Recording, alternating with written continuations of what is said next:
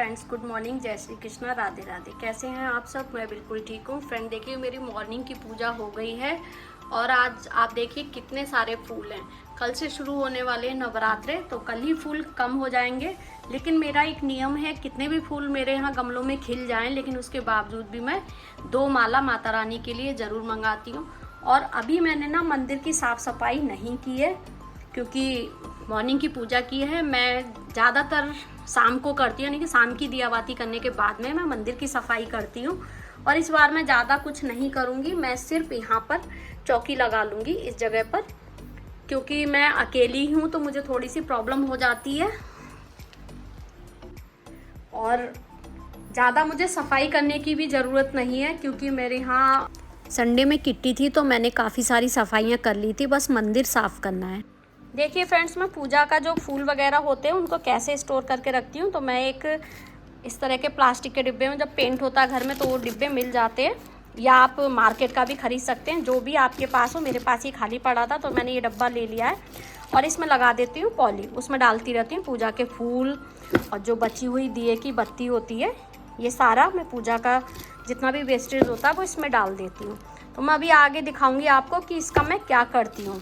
अभी ये डब्बा खाली है, पूरा नहीं भरा, लेकिन काफ़ी सारा मैंने रख रखा है छत पर, और इसके ऊपर मैं ढक देती हूँ इसका ढक्कन। तो 1 हफ्ते के बाद मैं हटा लेती हूँ, क्योंकि 1 हफ्ते के बाद ही ना इसमें स्मेल आने लगती है और कुछ कीड़े वगैरह भी होने लगते हैं, तो इसलिए मैं 1 हफ्ते के बाद ही इसे हटा लेती हूँ। तो आगे मेरे वीडियो में बने रहिएगा, मैं आपको बताऊँगी कि मैं इसका क्या करती हूँ।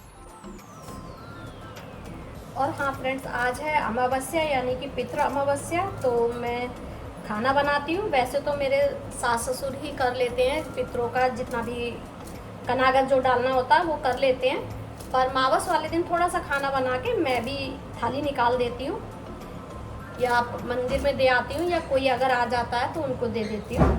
तो बस बाकी मेरी खीर सब्जी सब बन गई है, बस अब मुझे पूड़ी बनानी है। क्योंकि आज ना मेरी मेड थोड़ा लेट आई है, और मैं झूठ नहीं बोलूँगी, मेरे यहाँ मेड आती है, काम करती है, मैं बहुत कम काम कर पाती हूँ। और बाकी मेरा सारा काम हो गया है, पूजा वगैरह सब हो गई है, बस थोड़ी सी पूड़ी सेकनी है। और हाँ, आज ये भी नहीं है, अर्ली मॉर्निंग ये निकले थे तो मैं जल्दी उठ गई थी, मैंने सारा काम अपना निपटा लिया है। और देखूंगी अगर मेरे को साथ जाने का कोई मिल गया तो मैं मार्केट भी जाऊंगी, क्योंकि कल की तैयारी करनी है मुझे। मेरे यहाँ माता रानी के कब वस्त्र वगैरह नहीं आए हैं। सबको पता है कि मैं अकेली हूँ और मुझे ना स्कूटी चलानी नहीं आती है, तो मैं नहीं जा पाती हूँ, हमेशा दूसरे पर डिपेंड रहती हूँ। तो मुझे कभी कभी इस चीज़ का अफसोस होता है कि स्कूटी होते हुए भी मैं स्कूटी चलाना नहीं सीख पाई। अब से करीब 10 साल पहले मैं स्कूटी चलाना सीखने की कोशिश करी थी, तो फिर किसी कारण से मैंने कहा नहीं, मुझे नहीं सीखनी है, बच्चे सीख लेंगे। ये नहीं पता था कि बच्चे जब स्कूटी चलाना सीख जाएंगे फिर उसके बाद बच्चे स्टडी के लिए बाहर भी जाएंगे। अब मैं फिर अकेली रह गई हूँ घर में, तो मैं दूसरे पर ही डिपेंड रहती हूँ, क्योंकि मेरे यहाँ से मार्केट भी थोड़ा दूर ही पड़ती है। तो मैं आप सब से यही कहूँगी कि कोशिश करें स्कूटी सीखने की, और मुझे अब लग रहा है कि मुझे स्कूटी चलाना सीखना चाहिए। तो आप लोग मुझे कमेंट में बताना कि मुझे स्कूटी सीखनी चाहिए या नहीं। मुझे थोड़ा सा डर लगता है, पर मेरे हस्बैंड बोल रहे हैं कि मैं तुझे स्कूटी सिखा दूंगा, तो मैं सोच रही हूँ कि मैं सीख लूँ, क्योंकि हमेशा दूसरे पर डिपेंड नहीं रह सकती। और आपने देखा होगा मेरे यहाँ एक आती है मानसी, जिन्हें मैं रैपिडो बोलती हूँ, अब होने वाली है उनकी शादी, तो वो भी चली जाएंगी, तो मैं फिर बिल्कुल ही अकेली रह जाऊँगी। तो मैं किसके साथ जाऊँगी? और ऑटो वगैरह भी मेरे यहाँ से इतनी आसानी से जल्दी से नहीं मिलते हैं। तो मैं पूरी कोशिश में हूँ कि मैं स्कूटी चलाना सीख जाऊँ, और नवरात्रों के बाद में या फिर दिवाली के बाद में स्कूटी चलाने सीखने की कोशिश करूँगी। कोशिश क्या करूँगी, जब मैं सीखूँगी मन में एक विश्वास, दृढ़ निश्चय कर लूँगी कि मुझे स्कूटी चलाना सीखनी है, तो मैं सीख ही जाऊँगी, क्योंकि मुझे साइकिल भी आती है और मैंने स्कूटी भी चलाई है। खीर बन गई है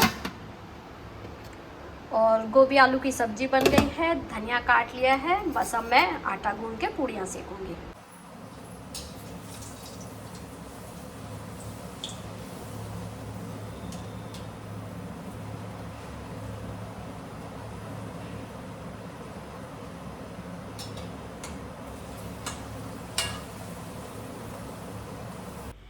फ्रेंड देखिए, पूड़ियाँ बन गई हैं एकदम फूली फूली। अब लगा लेती हूँ प्लेट, और मैंने 16 पूड़ी पर ही खीर रखी है, क्योंकि ऐसे ही बताते हैं 16 पूड़ियों पर खीर रख के ही कौओं को छत पर रखा जाता है।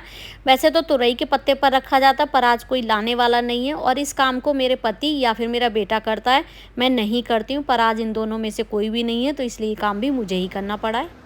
मैंने नैना का और अपना खाना लगा लिया है, लड्डू गोपाल को भी भूख लगा दिया। अब हम खा लेते हैं खाना।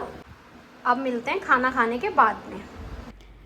और फ्रेंड्स, ये भी कहा जाता है कि मावस पूजने के बाद में घर की साफ़ सफाई दोबारा से करनी चाहिए। तो मैंने पूरे घर में झाड़ू लगा दी है और गैस चूल्हा साफ़ करके किचन में पोछा लगा दिया है, और साथ ही साथ कर रही हूँ लॉन्ड्री का काम भी।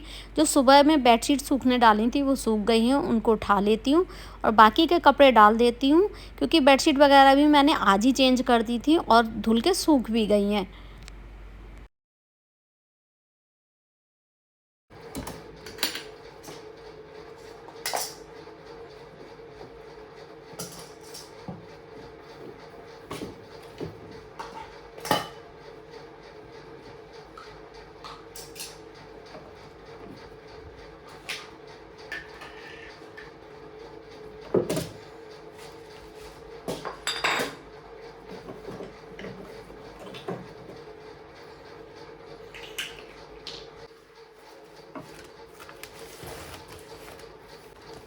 ये देखो फ्रेंड्स, तेल घी के डिब्बे रखते हैं तो ये कितना ख़राब हो जाता है, तो इसलिए मैंने इस बार कुछ अलग सोचा है।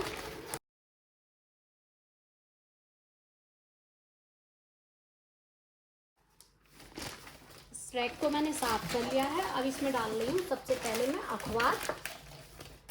पहले नीचे अखबार डालूंगी इसके नाप से।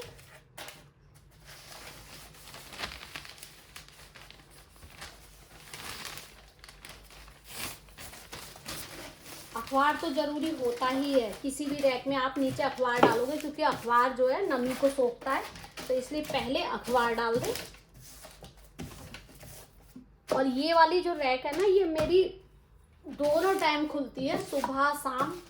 मतलब जो डेली का सामान है ना वो इसी वाली ड्रॉर में रहता है, तो इसलिए ये ज़्यादा खुलती है। अब मैंने यहाँ पे डाल दिया अखबार। अब मैं बताती हूँ कि मैं क्या करूँगी इस बार।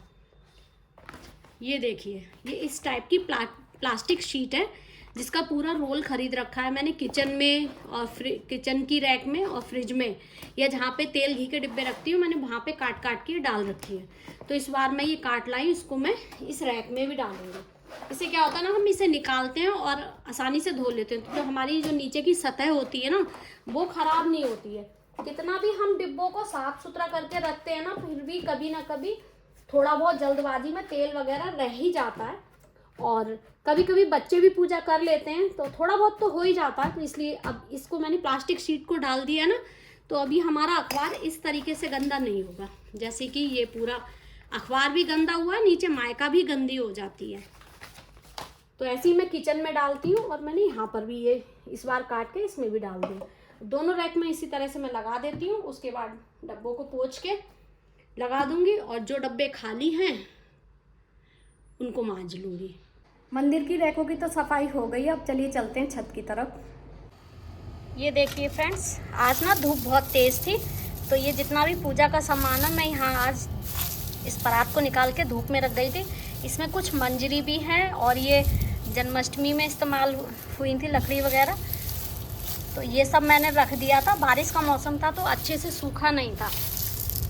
आज देखिए, आज ये अच्छे से सूख गया है। दूसरी साइड मैंने बना रखा है ये गमला, तो जब ज़्यादा सा होता है कभी कभी मैं इसमें भी ज़्यादा फूल पत्तियाँ होती हैं तो इसमें भर देती हूँ, तो ये खाद बन जाती है।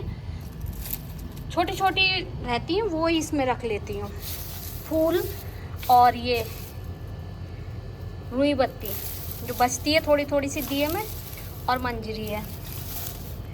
तो अब मैं आपको बताती हूँ कि मैं यहाँ पर इसमें क्या करती हूँ। पहले तो मैं इसे छाँव में रख लेती हूँ, क्योंकि आज ना धूप बहुत है।